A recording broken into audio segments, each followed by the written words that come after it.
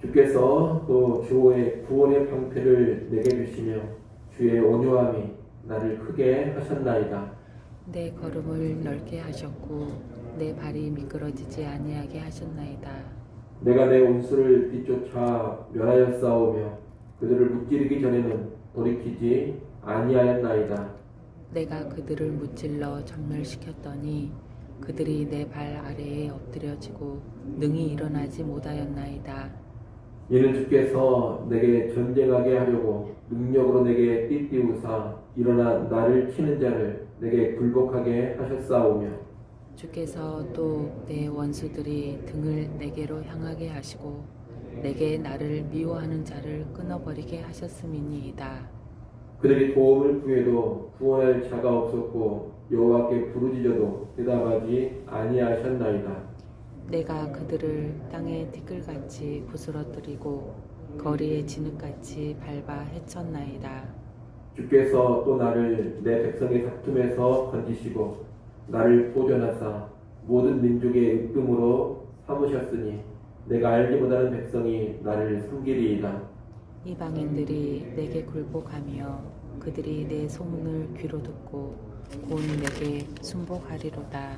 이방인들이 쇠약하여 그들의 견고한 곳에서 떨며 나오리로다. 여호와의 사심을 두고 나의 반석을 찬송하며 내 구원의 반석이신 하나님을 높일지로다. 이 하나님이 나를 위하여 보복하시고 민족들이 내게 복종하게 하시며 나를 원수들에게서 이끌어내시며 나를 대적하는 자 위에 나를 높이시고 나를 강포한 자에게서 건지시는도다.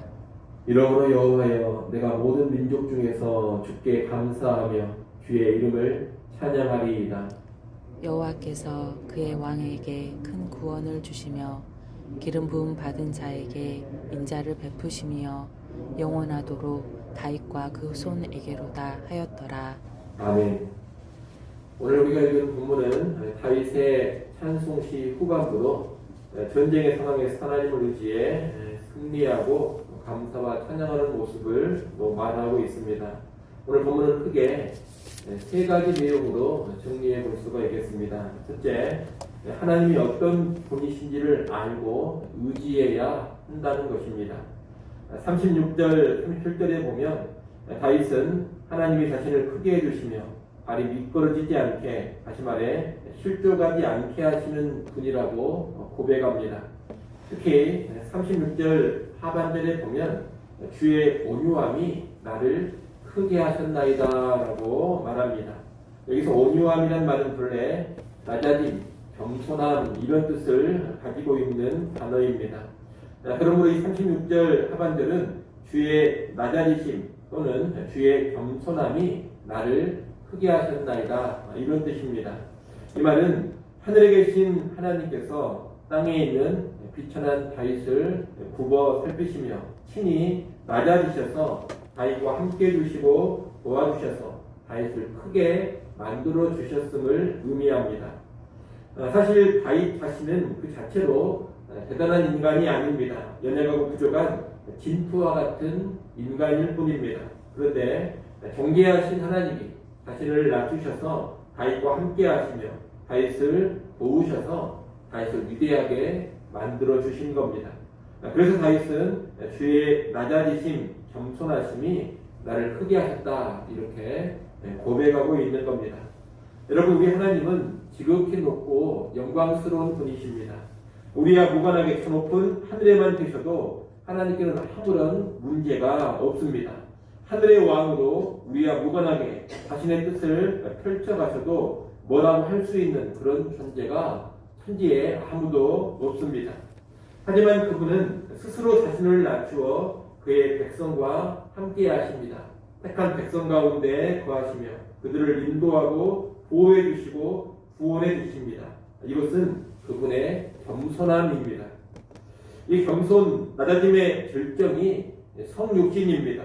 하나님이 직접 사람이 되어 오셔서 우리와 함께 하시고 십자가를 지심으로 우리의 구원을 이루어 주신 일이 하나님 최고의 겸손이요 최고의 낮아지심입니다. 하나님의 이 낮아지심으로 인해 비천한 우리가 구원을 받고 영광을 누리고 큰 자가 된 겁니다. 이렇게 하나님은 사랑과 겸손으로 그의 백성을 보호하시고 인도하시고 구원하시는 분입니다.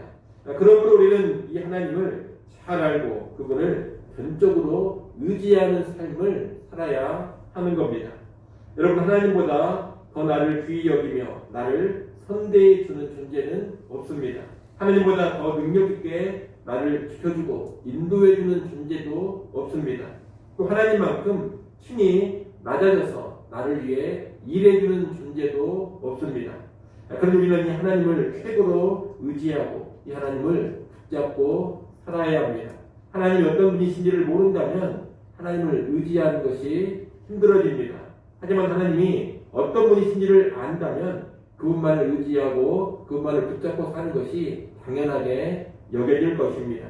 바라기는 다윗처럼 하나님이 어떤 분이신지를 잘 알고 그 하나님만 의지하는 주의 백성들 될 수 있기를 소원합니다.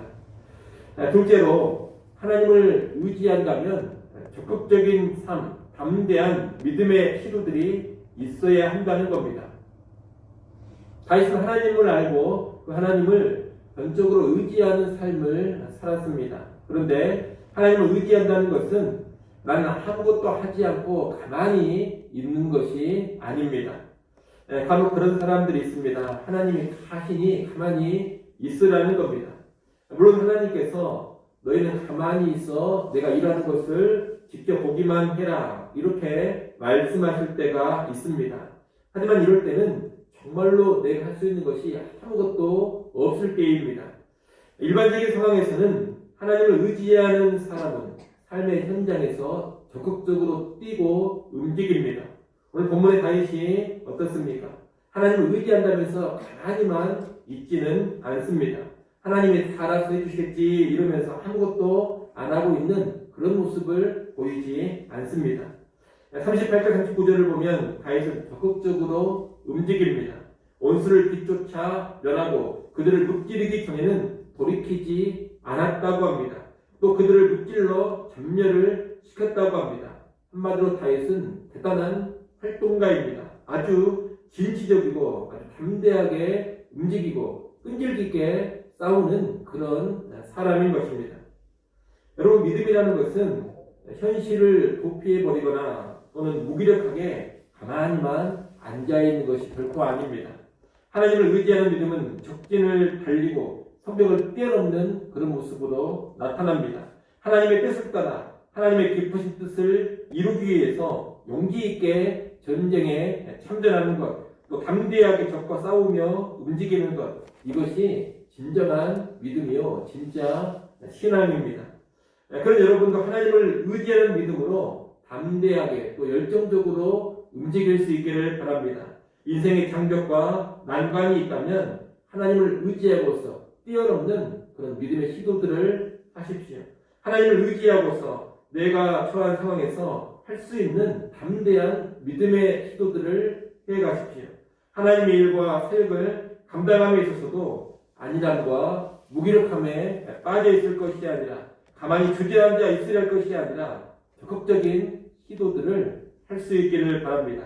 이렇게 실천적인 믿음, 행동하는 믿음, 담대히 움직이며 시도하는 믿음 가운데 하나님께서 크게 일해 주시는 그런 역사를 보게 될 것입니다.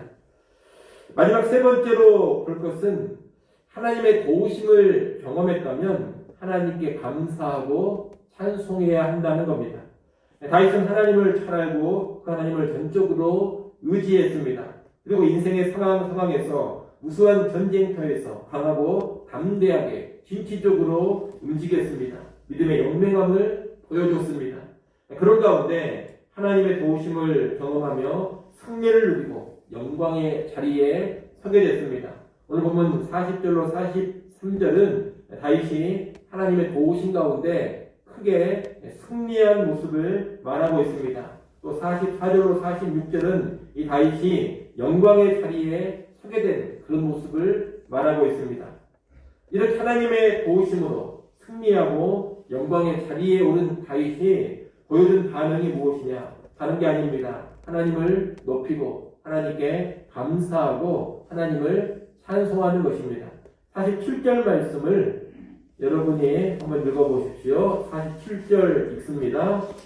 여호와의 사심을 두고 나의 반석을 찬송하며 내 구원의 반석이신 하나님을 높일지로다. 아멘. 50절 말씀도 또 한번 읽어보십시오. 이러므로 여호와여 내가 모든 민족 중에서 주께 감사하며 주의 이름을 찬양하리이다. 아멘. 여러분 다윗이 어떤 반응을 보입니까? 하나님을 높이며 하나님께 감사하고 하나님을 찬양하고 있습니다. 하나님의 도우심으로 승리한 다윗, 하나님의 도우심으로 영광의 자리에 오른 다윗이 그저 자기 승리, 자기 영광에만 도취되어 있지 않다는 겁니다. 하나님께 집중하며 하나님을 높이고 감사하고 찬양합니다. 그런데 오늘 우리도 하나님을 의지하며 담대히 산 결과로 하나님이 주신 승리와 영광이 있다면 다윗처럼 반드시 하나님께 감사하고 찬송할 수 있어야 하겠습니다. 하나님께만 영광을 돌릴 수 있어야 하겠습니다. 적지 않은 사람들은 믿음 가운데 하나님이 주신 승리와 영광을 얻은 후에 실패하곤 합니다. 하나님이 주신 승리임에도 불구하고 하나님께 감사할 줄을 모르고 하나님 높일 줄을 모르고 찬송할 줄을 모릅니다. 오히려 자기가 영광을 독차지해버립니다. 도만해져 버립니다. 세상 것을 누리는 삶에 푹 빠져버립니다. 우리는 이런 어리석음에 빠지지 않기를 바랍니다. 하나님 주신 모든 것 안에서 하나님 허락하신 승리와 영광 위에서 오직 하나님께 감사하고 하나님을 찬송하기 원합니다. 하나님 앞에 온전히 나려져서 하나님께만 영광 돌리는 그런 백성들이 될 수 있기를 간절히 축원합니다. 기도하겠습니다. 아버지 하나님, 오늘 우리도 하나님을 잘 알게 하시고 그 하나님을 전적으로 의지하는 삶 살게 하여 주시옵소서. 또 하나님을 믿고 의지하는 가운데 적극적이고 담대한 믿음의 시도들을 행하게 하여 주시옵소서. 믿음의 시도 가운데 하나님의 일하심을 누려갈 수 있는 그 백성들 될 수 있기를 소원합니다. 또 하나님 우리에게 승리를 주시고 영광을 주신다면 그 하나님께 다시금 주목하게 하시고 하나님께 감사하고 찬양하는 주의 백성들 되게 하여 주시옵소서. 아버지 하나님, 이 새벽 시간에도 하나님께 나와 다시금 엎드려 기도하게 하시니 감사합니다. 이 새벽의 시간이 하나님을 다시금 전적으로 의지하는 시간 되게 하시고 하나님께 우리의 소망을 두는 시간 되게 하여 주시옵소서. 또한 감사하고 찬양할 일이 있다면 적극적으로 감사하고 찬양하는 이 새벽의 기도 시간 되게 하여 주시옵소서. 이 시간을 통하여 하나님께서 가까이 나아가게 하시고 하나님의 능력으로 덧입혀지게 하여 주옵소서. 예수님의 이름으로 기도드리옵나이다. 아멘.